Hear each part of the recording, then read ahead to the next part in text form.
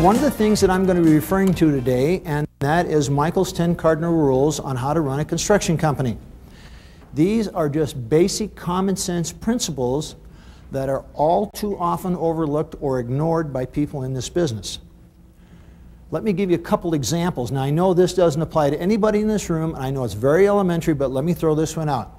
You shall return all your phone calls the same day. Now I know you all do that, isn't that right? Second one is, here's another one.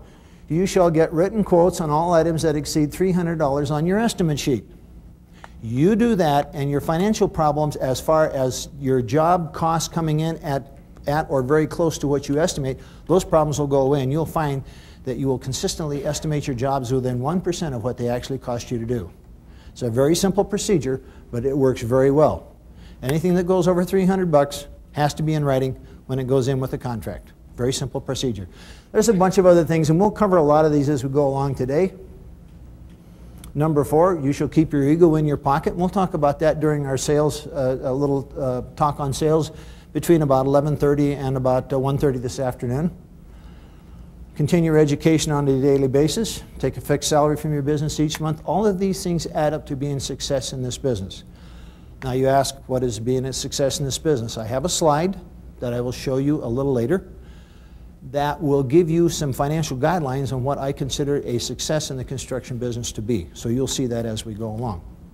Justifying your markup, not from the standpoint of when the customer says, your price is too high, you know, you have to stand there and explain it. No, that's not what we're going to do.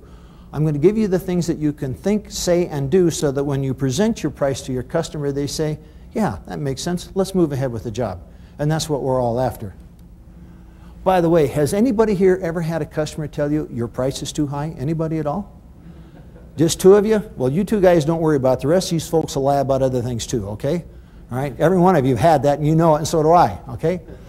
Let me ask you this question. If I could show you a way today that would guarantee you will never hear your price is too high again from a customer, would anybody be willing to pay just a little bit extra for this class for that? Anybody at all? Ah, just about everybody raised their hands. Well, it's part of the class. There's no extra charge.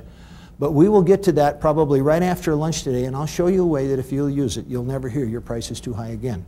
I've not heard that your price is too high in sales situations in over 15 years.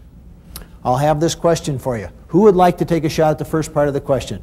The gentleman in the back of the room with the red shirt. Here we go. Volume goes up, overhead expenses go. Oh, I forgot to tell you some other rules. If I ask you a question and you give me the right answer, but it's the wrong question for that answer, then we're going to move on to someone else. I don't want anybody getting upset or angry at me. Just understand that you're not giving me the right answer I want for that question. Okay? So I'll show you how that works right now. Next.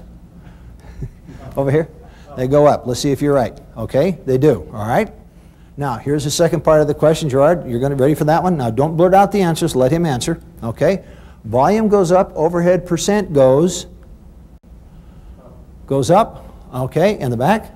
Down. Goes down. Let's see if you're right. You're right. Good. Here's your book.